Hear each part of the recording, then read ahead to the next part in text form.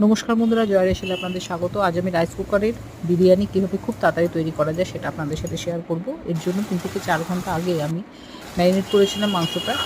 চিকেনটা আমি ম্যারিনেট করেছি টক দই, পেঁয়াজ, রসুন, আদা, কাঁচা লঙ্কা সমস্ত বাটা, পরিমাণ মতো নুন, গোলমরিচ গুঁড়ো আর একটু বিরিয়ানি মশলা দিয়ে সেটা আমার বাড়িতে তৈরি করা। তারপর আমি প্রথমে আলুটা ভেজে নিয়েছি, তারপর ভেজে নিয়ে সেই তেলে তেজপাতা, গোটা গরম মশলা ফোড়ন দিয়ে মাংসটাকে দিয়েছি।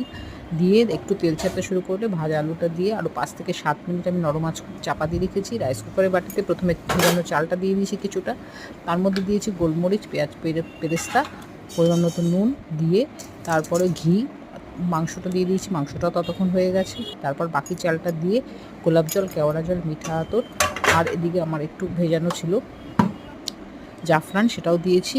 দিয়ে ওপর থেকে আবার পেঁয়াজ পেরেস্তা, গরম মশলা দিয়ে 10 মিনিট সময় নিয়ে হয়ে গেছে আমার রেডি।